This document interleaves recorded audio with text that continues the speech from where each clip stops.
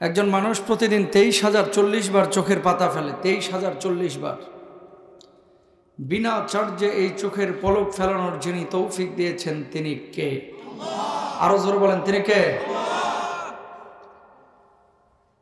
আপনার কলিজার মধ্যে, হৃৎপিণ্ডের মধ্যে আল্লাহ তাআলা একটা রূহ দিয়েছেন। এই হৃৎপিণ্ডটা প্রতিদিন 1,00,000 বারের বেশি পাম্পিং করে। যেদিন আপনার হৃৎপিণ্ডের স্পন্দন বন্ধ হয়ে যাবে, আপনার নামের শুরুতে মরহুম বসে যাবে, খাঁচা নামক বডি থেকে আপনার রূহ নামক পাখিটা বের হয়ে যাবে। ঠিক কিনা? 1,00,000 বারের বেশি পাম্পিং যিনি করাচ্ছেন তিনি কে? পেটের মধ্যে গরুর গোশত, মাছ, ডিম, ওর মধ্যে আবার যশোরের খেজুরের গুড়ের মাশাআল্লাহ পায়েস ঠাইসা ঢুকায় দিচ্ছেন। হজম কেমনে হয় একজন মানুষ আপনারা অনেকে খেয়ালও করেন না। পেটটার মধ্যে আল্লাহ তাআলা প্রতিদিন 2 লিটার অ্যাসিড উৎপাদন করেন, যে অ্যাসিডগুলো আপনার খাবারটাকে হজম করে। সুবহানাল্লাহ কোন? ইশারা কার?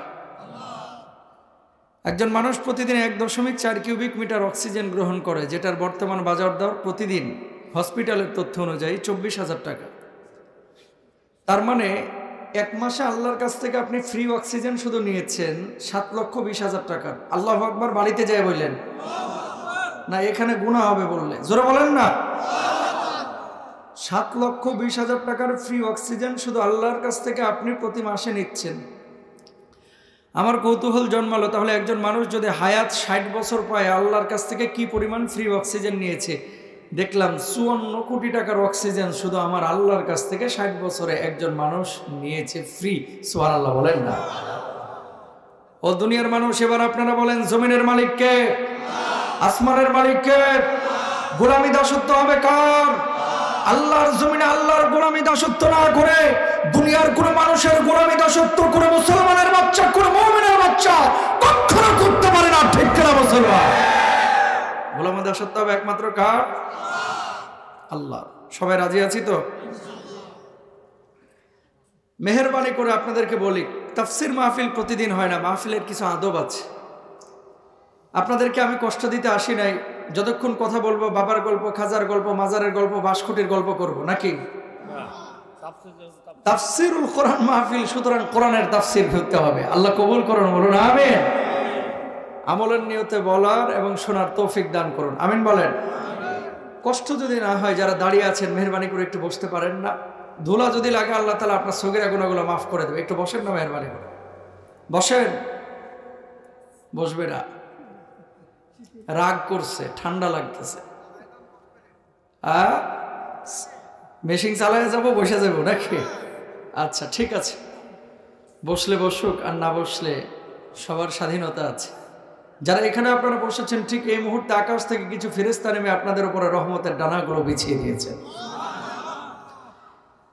আর আমার আল্লাহ রাব্বুল আলামিন বলছেন, ফেরেশতারা এই ময়দানের মধ্যে, এই মঞ্চের মধ্যে যারা বসে আছে আরামের ঘুমকে হারাম করে, এই মানুষগুলো মূলত এখানে কি করে যদি আল্লাহ জানে। তারপরে ফেরেশতাদেরকে জিজ্ঞেস করে, ফেরেশতারা তখন বলে, আল্লাহ এই মানুষগুলো আপনার কোরআনের কথা শুনে, আল্লাহ আপনার সুন্নাহর কথা শুনে, আল্লাহ আপনার নবীজির কথা শোনার জন্য এখানে কনকনে শীতের রাত্রে বসে আছে। ফেরেশতারা তখন বলে, আল্লাহ এই মানুষগুলো কি কখনো আমারে দেখেছে?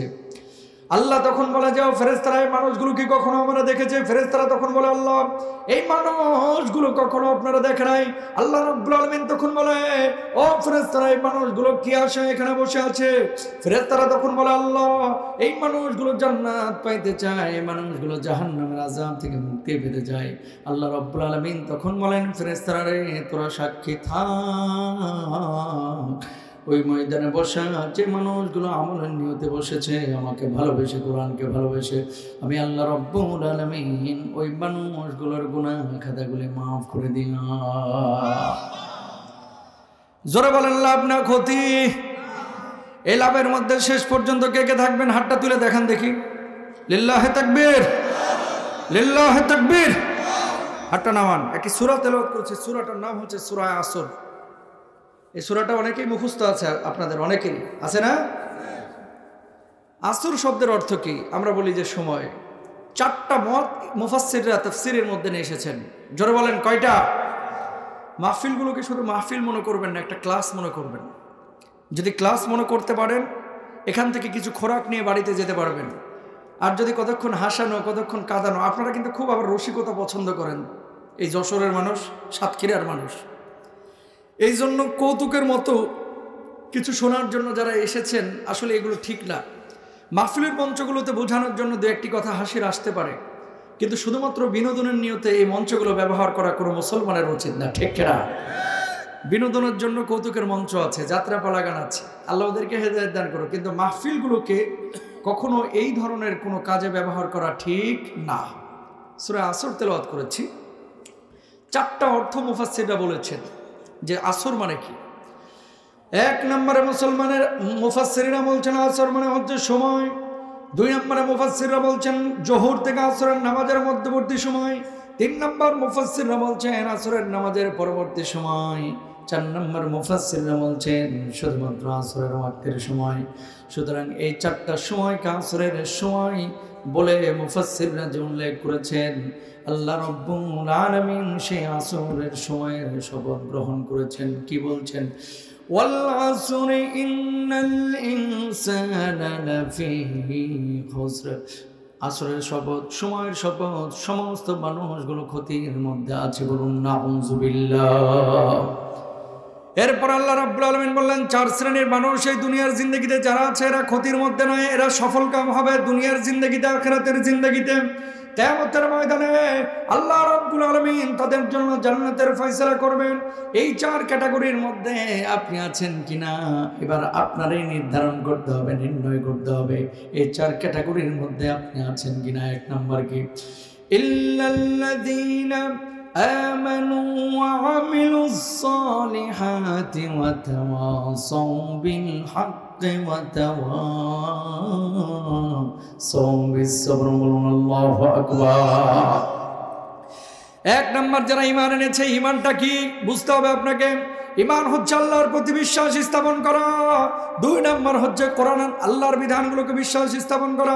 3 নম্বর আখিরাতের উপরে বিশ্বাস স্থাপন করা। 4 নম্বর তকদীরের ভালো মন্দ আল্লাহ সব রব্বুল আলামিন যে নিয়ন্ত্রণ করেন, ভাগ্যের যে নিয়ন্ত্রণ আল্লাহ সুবহানাহু ওয়া তাআলা করেন। যা কিছু ভালো হয় দুনিয়ার জিন্দেগিতে, যা কিছু খারাপ হয় দুনিয়ার জিন্দেগিতে, সব কিছু নিয়ন্ত্রণ করেন একমাত্র আল্লাহ রাব্বুল আলামিন। এই আকীদা, এই বিশ্বাস আপনার মধ্যে থাকতে হবে। 3 নম্বর, 4 নম্বর, 5 নম্বর আপনারা জানলেন। সবশেষ যে বিষয়টি, আখিরাতের মধ্যে আল্লাহ রাব্বুল আলামিন যে আপনারা প্রতিদান দিবেন, ভালো কাজ করলে জান্নাতের প্রতিদান, আর খারাপ কাজ করলে জাহান্নামের প্রতিদান, এই বিষয়টাকে বিশ্বাস করতে হবে।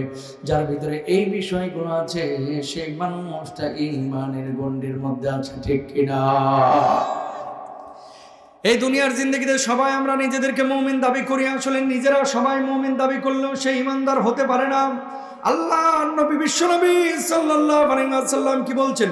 লা ইয়াকুনান্না মিন উম্মতি আকওয়ামুন ইস্তাহিল্লুনাল হিরা ওয়াল হারিরা ওয়াল খামরা ওয়াল মাজি। আমার উম্মতের মধ্যে 1 শ্রেণীর উম্মত কিয়ামতের আগে বাইর হবে, যেই উম্মতরা জিনা ব্যভিচারটাকে হালাল মনে করবে, যে উম্মতটা চিকন চিকন পোশাক পরিধানকে হালাল মনে করবে, যেই উম্মতগুলো মদ পানকে হালাল মনে করবে, যেই উম্মতগুলো গান বাজনাকে হালাল মনে করবে। আজকের সমাজের দিকে তাকান, এই কুষ্টিয়ার মধ্যে, যশোরের মধ্যে, খুলনার মধ্যে অনেক যুবক আছে যে যুবকরা অবৈধ প্রেম, অবৈধ রিলেশনশিপে জড়িয়েছে, নিজেদেরকে দাবি করছে আমরা মুমিন, কিন্তু অবলীলায় হারাম কাজ করছে, ঠিক কিনা? যশোরেতে একজনও প্রেম টেম করে না নাকি? যুবক আসেনি 2-1টা প্রেম টেম করে? হাত তুলে দেখাও যে হুজুর আমি প্রেম করি। আল্লাহ হেদায়েত দান করুক, আমিন বলেন না। কেউ অবৈধ কোনো রিলেশনশিপে জড়াবেন না। কি যুবক, কি যুবতী, কি মধ্যবয়স্ক, কি বুড়া, কি 40 ঊর্ধ্ব, কি 50 ঊর্ধ্ব, কখনো খারাপ রিলেশনশিপে কেউ জড়াবেন না, ইনশাল্লাহ বলেন। প্রিয় ভাইরা আমার, আল্লাহ নবী বিশ্বনবী সাল্লাল্লাহু আলাইহি ওয়াসাল্লাম এই কথা 1450 বছর আগেই বলে গিয়েছে। আপনাদের এলাকার দিকে খেয়াল করেন, অনেক মানুষ আছে তারি খায়, অনেক মানুষ জর্দা খায়, অনেক মানুষ সিগারেটে আসক্ত, অনেক মানুষ আছে মদে আসক্ত। অনেকে কয় হুজুর সিগারেট খায় না, পান খায় না, জর্দা খায় না, মাঝে মাঝে আবার ট্যাবলেট সঙ্গে। কথা কয় না রে। হারাম সমস্ত নেশা জাতীয় জিনিসগুলোকে আল্লাহ রাব্বুল আলামিন হারাম করে দিয়েছেন নবীজির মাধ্যমে। কুল্লু মুসকিরিন হারাম, নেশা জাতীয় সব জিনিসকে আল্লাহ রাব্বুল আলামিন হারাম করেছেন। দুনিয়ার জিন্দেগিতে যতদিন জীবিত থাকবেন জীবনে কখনো কোনো হারাম জিনিসের দিকে তাকাবেন না, ইনভলভ হবেন না, সম্পৃক্ত হবেন না। যদি না হন আল্লাহ রাব্বুল আলামিন পূর্ণাঙ্গ মুমিন হিসাবে আপনারে কবুল করবেন। বলুন সুবহানাল্লাহ। সূরা মুমিনের মধ্যে এবার আসেন, খেয়াল করেন আল্লাহ রাব্বুল আলামিন 6টা গুণের কথা ওখানে বলছেন যে এই 6টা গুণ যদি তোমার মধ্যে থাকে তুমি সফলকাম দুনিয়াতে এবং আখিরাতে। কিয়ামতের ময়দানে আল্লাহ রাব্বুল আলামিন ওই মুমিনগুলোকে ডাকবেন, আর ডাকার পর আল্লাহ বলবেন, গোলাম ওই যে জান্নাতের দরজাগুলো দেখতে পাচ্ছি সেই জান্নাতের মধ্যে যাই দেখি তোর মন চাই। মানুষগুলো তখন বলবে, আল্লাহ ওই জান্নাতের মধ্যে তো যাইতে মন চাই। আল্লাহ বলবে, গোলাম যা যা যা, আমি আল্লাহ রাব্বুল আলামিন তোর জন্য জান্নাতের ফয়সালা করলাম। সঙ্গে সঙ্গে ওই মানুষগুলো দৌড় দিয়ে জান্নাতের মধ্যে দাখিল হবে। এই সমস্ত মুমিনদেরকে আল্লাহ রাব্বুল আলামিন সেই ফ্যাসিলিটি দিবেন যাদের মধ্যে 6টা গুণ থাকবে। বলুন আল্লাহু আকবার। কয়টা গুণ? আল্লাহ নবী বলেছেন কিয়ামতের আগে মসজিদগুলো মুসল্লিতে ভরপুর হয়ে যাবে, কিন্তু মসজিদের মধ্যে প্রকৃত মুমিন থাকবে না। এই জামানা চলতেছে সেই জামানা, ঠিক কিনা? সামনের কাতারে নামাজ পড়ে কপালে 6 ইঞ্চি কালো দাগ, এলাকার সবচাইতে বড় সুদখোর, এরকম নামাজি লোক আছে না নাই? জোরে বলেন। নামাজ পড়ে সামনের কাতারে কিন্তু বোনের সম্পদটা আজ পর্যন্ত বুঝাইয়া দিল না, এরকম জালেম আছে না নাই বলেন? নামাজ পড়ে সামনের কাতারে, কিন্তু হুজুর যখন কোরআন নিয়ে কথা বলে, হুজুর যখন বলে যে কোরআনটাকে কোরআনুল কারীমের সমস্ত বিধানগুলোকে সংসদে ঢোকানো উচিত, কোরআনুল কারীমের বিধানগুলোকে কার্যক্ষেত্রে বাস্তবায়িত করা উচিত, কোরআনের সব বিধানগুলোকে দৈনন্দিন জীবনে, পারিবারিক জীবনে, সামাজিক জীবনে বাস্তবায়ন করা উচিত, অমনি কয় হুজুর রাজনীতির কথা বলেন না, কবরের ভেতরের কথা বলেন, আকাশের উপরের কথা বলেন, দুনিয়ার কথা আপনি বলেন না কেন? তো চোখে কি ঠাড়া পড়ছে যে দুনিয়ার কথা কোরআনের মধ্যে আছে না নাই? জোরে বলেন।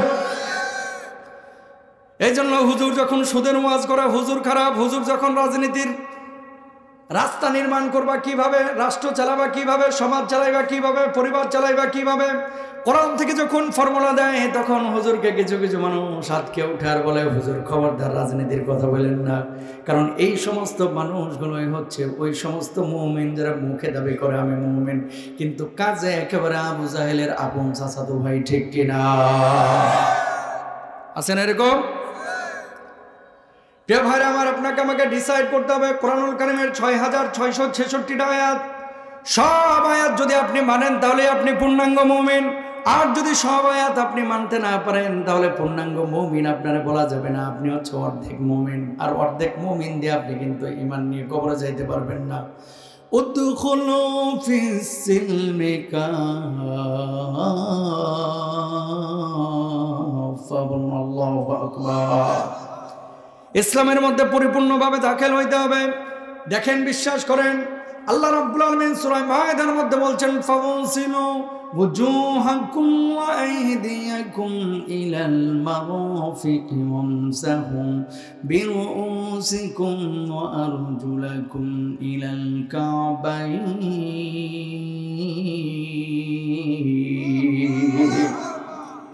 ওযু যখন করবা 4টা অঙ্গ বিশেষভাবে ধৌত করা তোমার জন্য ফরজ। মুখমণ্ডল ধোবা, 2 হাতের কোণই পর্যন্ত ধোবা, মাথাটাকে একবার মাসাজ করবা, 2 পা টাকনো পর্যন্ত ধুইবা। এবার আপনারাই বলেন, যদি বায়ু নিঃসরণ হয়, পেশাব পায়খানার রাস্তা দিয়ে কোনো কিছু যদি বের হয়, ওযু থাকে নাকি ভেঙে যায়? আপনারা সবাই বলেন।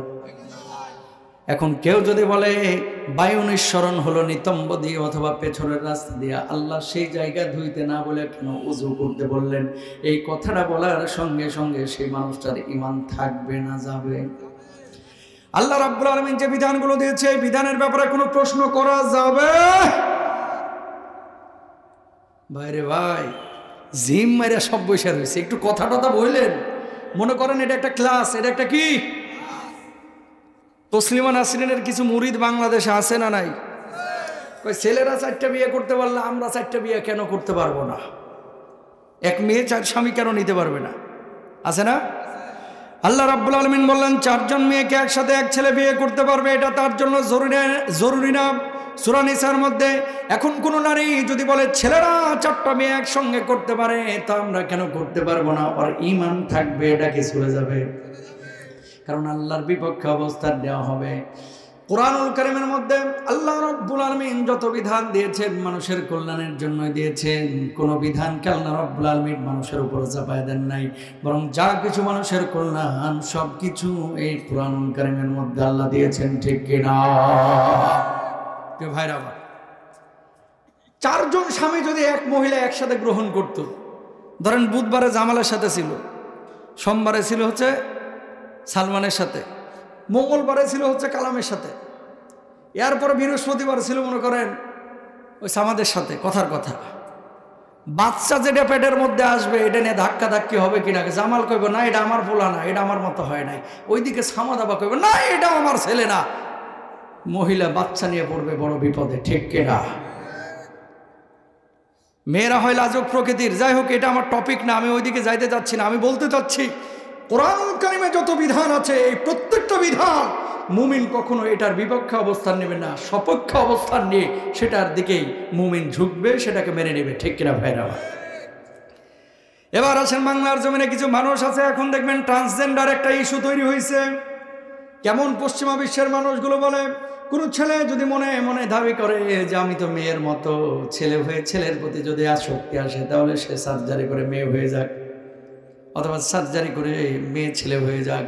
ইসলাম বলছে আল্লাহর যে সৃষ্টিকর্তা আল্লাহ রাব্বুল আলামিন যে সৃষ্টি করেছেন, এই স্রষ্টার সৃষ্টির মধ্যে এইভাবে পরিবর্তন করা যাবে না। কোনো ছেলে তার লজ্জা স্থান কেটে নারীদের মতো অঙ্গ বানাইতে পারবে না। কোন পুরুষ তার লজ্জা স্থান কেটে নারীদের মতো যেমন অঙ্গ বানাইতে পারবে না, কোন নারীও তার লজ্জা স্থান কেটে সার্জারি করে পুরুষের মতো বানাইতে পারবে না, পুরুষ সার্জারি করে স্তন বানাইতে পারবে না। এটা সম্পূর্ণরূপে হারাম।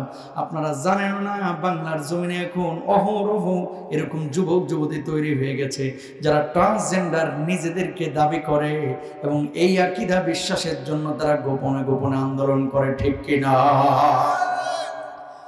ও হাজী সাহেব, ও মুরব্বী, আপনাকে রিকোয়েস্ট করে বলি, হাতটা জোর করে বলি, এলাকার মধ্যে আপনারা হয়তোবা শুধু নামাজ পড়া ফরজ, রোজা করা ফরজ, হজ করা ফরজ, যাকাত দেওয়া ফরজ, এটাই জানেন যেটার নাম ইসলাম। এর বাইরে ইসলাম নিয়ে যত ধরনের ষড়যন্ত্র হচ্ছে, সূক্ষ্ম ষড়যন্ত্র, এই ষড়যন্ত্রের ব্যাপারে আপনারাও কিন্তু সজাগ থাকতে হবে। হিজড়া অথবা নারী অথবা পুরুষ 3 শ্রেণীর মানুষ হইতে পারে, হয় ছেলে হবে অথবা মেয়ে হবে অথবা হিজড়া হবে। আলী রাদিয়াল্লাহু তাআলা আনহু বসা এমন মুহূর্তে হযরত আলীকে বলা হলো, হিজড়ারা যারা আছে সমাজের মধ্যে ছেলে হওয়ার পরেও মেয়ের মতো চলাফেরা করে, মেয়ে হওয়ার পরেও ছেলের মতো চলাফেরা করে, এরকম হিজড়া যারা সমাজের মধ্যে আছে এদের বিধানটা কি? আলী রাদিয়াল্লাহু তাআলা আনহু জবাব দিলেন, ওর লজ্জা স্থানটা দেখবা, ও ছেলের মতো অঙ্গ দিয়ে পেশাব করে নাকি মেয়ের মতো অঙ্গ দিয়ে পেশাব করে। যদি ছেলের মতো অঙ্গ দিয়ে পেশাব করে সম্পদ পাবে ছেলের মতো, নামাজ পড়বে ছেলের মতো, পর্দা করবে ছেলের মতো। আর মেয়ের মতো অঙ্গ দিয়ে যদি প্রাকৃতিকভাবে আল্লাহর পক্ষ থেকে এই অঙ্গ দিয়ে পেশাব করে, তাহলে ওর হুকুম হবে নামাজের হুকুম মেয়ের মতো, পর্দার হুকুম মেয়ের মতো, পৈতৃক সম্পত্তিতে সম্পদ পাবে মেয়ের মতো। বলুন আল্লাহু আকবার। এখন আমি পুরুষ মানুষ, আমি যদি মনে করি যে আমি তো মনে মনে নারী, আপনি যদি মনে করেন মনে মনে নারী, তাহলে নারী হয়ে যাবেন লাভ। কিন্তু বাংলার জমিনে হাজার হাজার যুবক যুবতী এখন এটাকে বাস্তবায়ন করার জন্য ফেসবুকে প্রমোশন দিচ্ছে, বিভিন্ন মাধ্যমে তারা হাইলাইট করছে যে একটা ছেলে ছেলের মতো হতে পারে, মেয়ে মেয়ের মতো হতে পারে, আবার ছেলে মেয়ের মতো হতে পারে। অবাক করার কাণ্ড হচ্ছে, সার্জারি করে বুক টুক ফুলাইয়া অনেক ছেলে এখন বোরকা পরে মেয়েদেরকে ধোঁকাবাজি করছে। বলুন নাউযুবিল্লাহ। হারাম। জোরে বলেন কি? আরো জোরে বলেন কি? এবার আপনারা বলেন আমাদেরকে বানিয়েছেন যিনি, তিনি কে? একটু জোরে কোন, জোরে কোন। বানিয়েছেন কে? ডারউইনের মতবাদ বাংলার জমিনে অনেক মানুষ বিশ্বাস করে, কয় মানুষ বানর থেকে হয়েছে, কয় কেমনে হয়েছে, কয় লেজ পড়ে পশম পড়ে লাফাইতে লাফাইতে মানুষ হয়ে গেছে, বানর হয়ে গেছে, বানর থেকে মানুষ হয়ে গেছে। যারা এই থিওরিটা যারা বিশ্বাস করে, আল্লাহর নামে শপথ করে বলে এদের ঈমান নাই, ঈমান নাই। কারণ কি? আল্লাহ বলছে ওয়ালাকাদ খলাকনাল ইনসানা মিন তিন, ওয়ালাকাদ খলাকনাল ইনসানা মিন সুলালাতিন মিন তিন। আমি আল্লাহ রাব্বুল আলামিন শুকনো ঠনঠনে মাটি থেকে মায়ের গর্ভের সন্তানকে আমি পাঠিয়েছি, আমার বান্দাকে পাঠিয়েছি, সেখান থেকে আমি আল্লাহ রাব্বুল আলামিন মানুষকে তৈরি করেছি। সুতরাং কোনো মানুষ যদি বলে মানুষকে বানর থেকে তৈরি করা হয়েছে, বানর থেকে মানুষ পরিবর্তন হতে হতে এসেছে, মূলত ওর বাপ দাদা বানর থাকতে পারে, আমরা না, ঠিক কিনা? রাব্বুল আলামিন কি বলছেন? সুম্মা খলাকনান নুতফাতা আলাকাতান ফাখলাকনাল আলাকাতা মুদগাতান ফাখলাকনাল মুদগাতা ইযামান ফাকাসাউনাল ইযামা লাহাম্মা।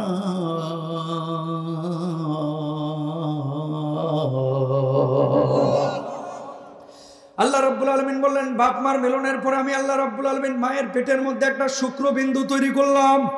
বাপ মা আর স্বামী স্ত্রীর মিলনের পরে মায়ের পেটের মধ্যে শুক্রবিন্দুটাকে আমি আল্লাহ রাব্বুল আলামিন রক্তের পিণ্ডে পরিণত করলাম। ওই রক্তের পিণ্ডটাকে আমি আল্লাহ রাব্বুল আলামিন গোশতের পিণ্ড বানাইলাম। ওই গোশের উপরে আমি আল্লাহ রাব্বুল আলামিন হাড়ের ফ্রেম লাগাই দিলাম। ওই হাড়ের উপরে আমি আল্লাহ রাব্বুল আলামিন আবার গোশত লাগাইলাম। ওই গোশতের উপরে আমি আল্লাহ রাব্বুল আলামিন সাদা কালো চামড়া লাগাই দিলাম। সাদা কালো চামড়া লাগানোর পরে ফেরেশতাদেরকে বললাম, ও ফেরেশতারা, আমি আল্লাহ এখন ওই বান্দার মধ্যে রূহটাকে ফুৎকার করব। মায়ের অন্ধকার পেটের মধ্যে আল্লাহ রাব্বুল আলামিন ইশারা করলেন, সঙ্গে সঙ্গে বাচ্চাটার ভিতরে রূহটা ফিটিং হয়ে গেল। বাচ্চার কলিজার মধ্যে যখন রূহটা ফিটিং হয়ে গেল, বাচ্চা এবার নড়াচড়া করে, মায়ের পেটের মধ্যে লাথি দেয়, গোতা দেয়। যখন মা বুঝতে পারে যে আমার বাজান পেটের মধ্যে নড়ছে, সঙ্গে সঙ্গে বাপ মার কাছে আর স্বামীর কাছে এসে সুসংবাদ দেয় যে আমার পেটের মধ্যে কি যেন নড়ছে, কি যেন নড়ছে, ঠিক কিনা? একজন মায়ের কাছে পৃথিবীর বুকে এর চাইতে সুখের মুহূর্ত আর হতে পারে? কেন বললাম কথাটা? আপনার বাপ মার মিলনের পরে শুক্রাণু ডিম্বাণুর মিলন, আল্লাহ একটা মিশ্রণ ঘটায়, এখানে আল্লাহ তাআলা একটা শুক্রবিন্দু তৈরি করেছেন। এরপরে একটা রক্তের পিণ্ড, জোকের মতো একটা বস্তু তৈরি করেছেন। এরপরে গোশতের টুকরা বানিয়েছেন। এর উপরে হাতের হাড়, মাথার হাড়, বুকের হাড়, কচি কচি হাড়গুলোকে আল্লাহ তাআলা বিছিয়ে দিয়েছেন। বিল্ডিং বানান না, রড দেন না, এই রডগুলোকে আল্লাহ তাআলা বিছিয়েছেন। তারপরে আবার গোশত দিয়েছেন। ওই গোশতের উপর আল্লাহ তাআলা আবার কি করেছেন? চামড়া দিয়েছেন, সাদা কালো চামড়া। এই জন্য সন্তান হয় কোনোটা ছেলের মতো, কোনোটা মেয়ের মতো। ছেলে মেয়ে কালো হয় কেন জানেন? ইবনে কাসির রাহিমাহুল্লাহ চমৎকার করে উল্লেখ করেছেন। বাপ মা দুইজনই ফর্সা, তারপরে ছেলে মেয়ে কালো হয়ে যায়। হয় কি হয় না? অনেক সময়, অনেক সময় দেখা যায় বাপ মা দুইজনই একেবারে কালাচানের মতো, মানে একেবারে কুটকুটিয়া কালো, আর বাচ্চা হয়েছে একেবারে গোলাপ ফুলের মতো, ঠিক না? হয় কি হয় না? এটার একটা ব্যাখ্যা আছে। কি ব্যাখ্যা? লাকাদ খালাকনাল ইনসানা ফি আহসানি তাকওয়িম, সুন্দর আকার আকৃতি অবয়ব দিয়ে বানিয়েছেন যিনি আমাদেরকে, তিনি কে? আপনি ফর্সা, আপনার বাপ মা কালো। ইবনে কাসির রাহিমাহুল্লাহ বলছেন, ওই যে আদম আলাইহিস সালাতু ওয়াস সালাম থেকে যে আমাদেরকে বানিয়েছেন আল্লাহ তাআলা, তার ওরস থেকে চুরি ডাকাতি থাকবে না। কেন আজকে এত চুরি ডাকাতি? যেখান থেকে কথাটা আসছিল, ইমানদার দিয়ে দুনিয়াতে অনেক মানুষ দাবি করবে যে আমরা মুমিন, আসলে মুমিন না। মসজিদে নামাজ পড়বে, মুসল্লি ভরপুর হয়ে যাবে, কিন্তু প্রকৃত মুমিন পাওয়া যাবে না। ফিলিস্তিনের মুসলমানরা আজকে, আমেন, মাহফিলগুলোকে আমরা যখন কোরআনের ময়দান তৈরি হবে, একটু প্রচারগুলো ভালো করে করবেন। যেখানে তাফসির মাহফিল হবে, তাহলে মানুষজন আসলে বক্তারও ভালো লাগে। কারণ কি? যে কোরআনের কথা বলার জন্য এত দূর থেকে আসলাম। যদি মানুষ হয় 500, তাহলে এটা মনে হয় যে আসলে মানুষজন কি রাগ করেছে, নাকি এখানে গ্রুপিং আছে, নাকি এখানে পলিটিক্যাল কোনো ইস্যু আছে, নাকি মানুষজন এই এলাকায় অন্য ধর্মের বেশি, নানান ধরনের কথা আসে। সংখ্যা আমরা বিবেচনা করি না, তবে বুঝলো কিনা এটা আমরা বিবেচনা করি। আল্লাহ আমাদেরকে বুঝদান করুক, আমিন বলেন। তাহলে 1 নম্বর ঈমানটাকে বিশুদ্ধ করতে হবে, কোনো মাজারে মোজারে সিজদা করা যাবে।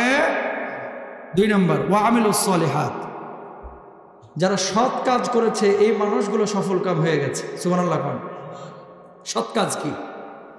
যা কিছু ভালো কোরআন এবং সুন্নাহের মধ্যে অনুমোদন করা সব কাজ করতে হবে, ইনশাআল্লাহ বলেন। 3 নম্বর ওয়াতাওয়াসাউ বিল হক, সত্য দিনটাকে প্রচার করতে হবে, ইসলামকে প্রচার করতে হবে, দিনটাকে প্রচার করতে হবে।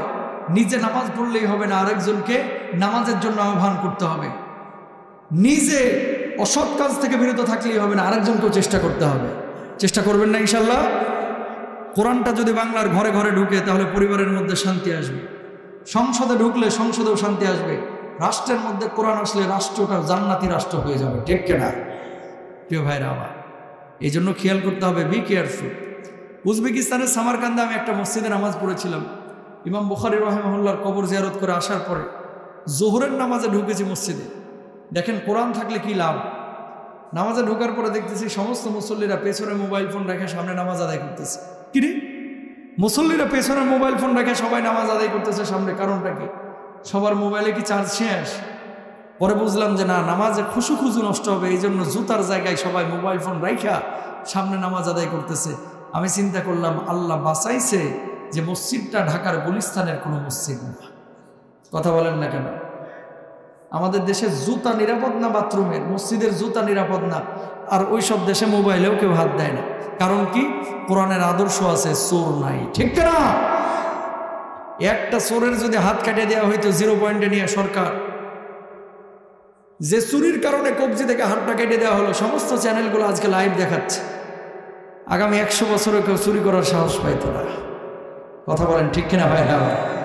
এই জন্য কোরআনের বিধান যদি থাকে, পরিবারে শান্তি আছে, সমাজে শান্তি আছে, রাষ্ট্রে শান্তি আছে। আল্লাহ তাআলা আমাদেরকে তৌফিক দান করুক, আমিন বলেন। 4 নম্বর যে বিষয়টা, বিপদ আপদে পড়েননি পৃথিবীতে এরকম কোনো মানুষকে আছে? এখানে যদি হাত তুলতে বলে যে জীবনে বিপদে পড়েন না, এরকম কেউ আছেন? হাতটা তুলেন। এরকম যদি কেউ থাকে, জানতে হবে ও ফেরাউনের চাচাতো ভাই। কথা বলেন। মুমিন হইলে বিপদের সম্মুখীন হতেই। আল্লাহ নবী সাল্লাল্লাহু আলাইহি ওয়াসাল্লাম বলছেন, আসাদুন নাসি বালাআন আল আমবিয়া সুম্মাল আমসাল ফাল আমসাল। আল্লাহ নবী রাসূল আকরাম সাল্লাল্লাহু আলাইহি ওয়াসাল্লামকে আল্লাহ তাআলা পৃথিবীর সবচেয়ে বেশি ভালোবেসেছেন, কোনো সন্দেহ আছে? কিন্তু নবীজিকে আল্লাহ তাআলা কেন বেশি কষ্ট দিয়েছেন? কারণ নবীজিকে সবচেয়ে বেশি ভালোবাসতেন। এই দুনিয়ার জিন্দেগিতে আল্লাহ যাকে যত বেশি ভালোবাসবেন, তাকে তত বেশি বিপদ আপদ দিবেন। ইমানের পরীক্ষা আপনাকে দিতে হবে ভাই। আপনি কি ধারণা করেন যে ঈমান এনেছেন অথচ আপনাকে পরীক্ষা করা হবে না, এমনি এমনি আল্লাহর জান্নাতে যে চলে যাবেন? এত সোজা না আল্লাহর জান্নাত। সুতরাং বিপদ আপদে ধৈর্য ধারণ মুমিন করবে, অবশ্যই সাবিরিন। ধৈর্য যখন আপনি ধারণ করবেন, আল্লাহ তাআলা জান্নাতের সুসংবাদ আপনাকে দিয়ে দিয়েছেন, সুবহানাল্লাহ। সুতরাং প্রিয় ভাইরা, আবার পুরো আলোচনা থেকে কি শিখলাম? ঈমান আমাদেরকে আনতে হবে। কোরআনুল কারীমে যেভাবে বলেছে সেইভাবে আমাদেরকে চলতে হবে। হালাল জীবনযাপন করতে হবে। হারাম থেকে, সুদ ঘুষ জেনা ব্যভিচার থেকে বেঁচে থাকার চেষ্টা করতে হবে। আল্লাহ তাআলা আমাদের সবাইকে সেই তৌফিক দান করুন, বলুন আমিন। আরো জোরে বলেন আমিন। হাযা মা ইনদি ওয়াল ইলমু ইনদাল্লাহি আলাইহি তাওয়াক্কালতু ওয়া ইলাইহি উনীব ওয়া আখিরু দাওয়ানা আলহামদুলিল্লাহি রাব্বিল আলামিন।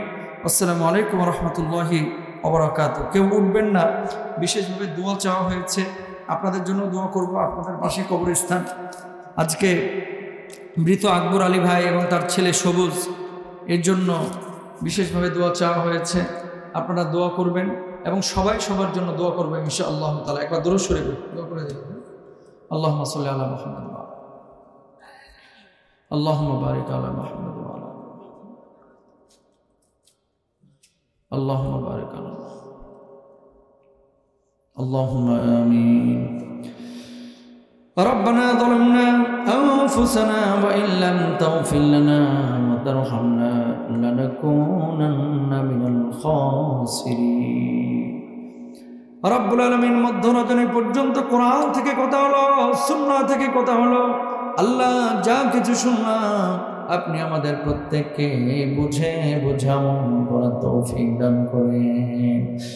আল্লাহ জীবনে অনেক গুনাহ করেছি, জেনে গুনাহ করেছি, না জেনে গুনাহ করেছি, প্রকাশ্যে গুনাহ করেছি, গোপনে গুনাহ করেছি। গুনার দিকে তাকাইলে জাহান্নাম ছাড়া কিচ্ছু দেখি না।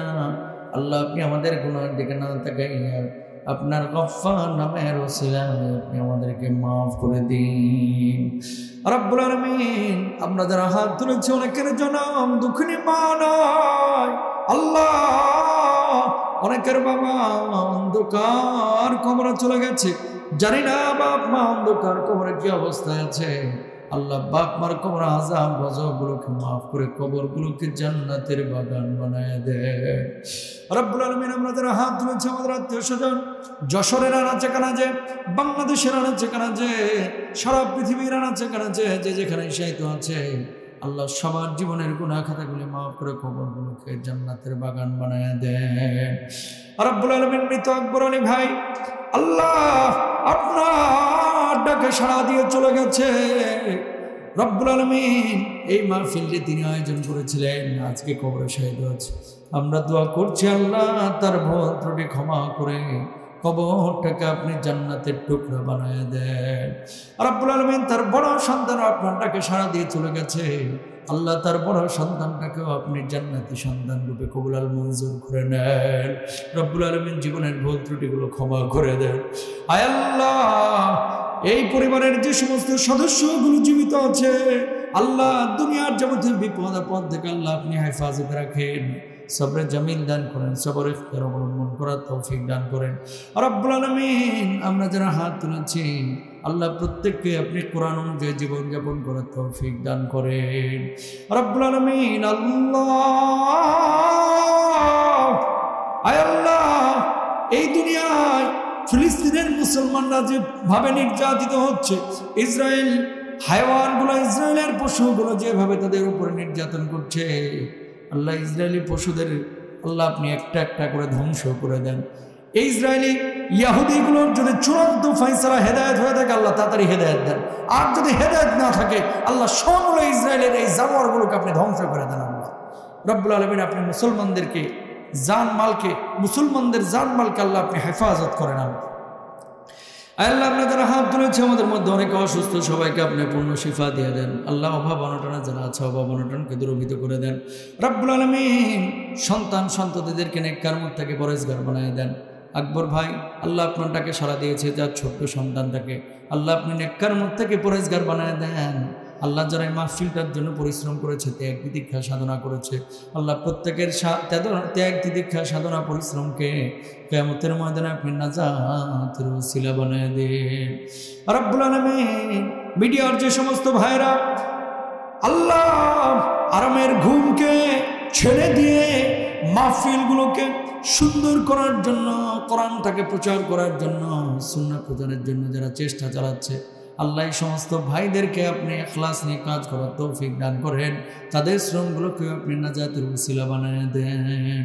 রব্বুল আলামিন আজকের মাহফিলের পরিচালক, সভাপতি, সাধারণ সম্পাদক, শ্রোতা যারা সামনে বসে আছে, পর্দার আড়ালে মা বোনেরা যারা আছে আল্লাহ প্রত্যেককেই আপনি কিয়ামতের কঠিন মুসিবতের সময় এই মাহফিলের ওসিলা আপনি মাফ করে দিন।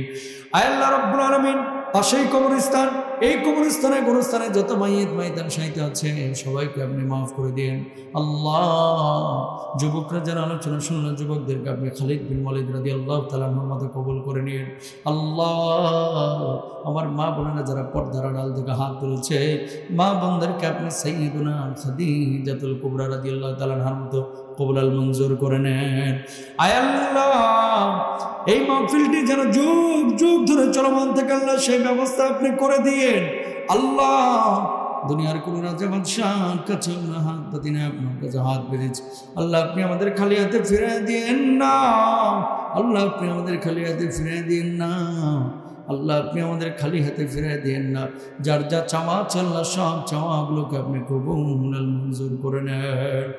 সুবহান রাব্বিকা রাব্বিল ইজ্জাতি আম্মা ইয়াসিফুন ওয়া সালামুন আলাল মুরসালিন ওয়ালহামদুলিল্লাহি রাব্বিল আলামিন।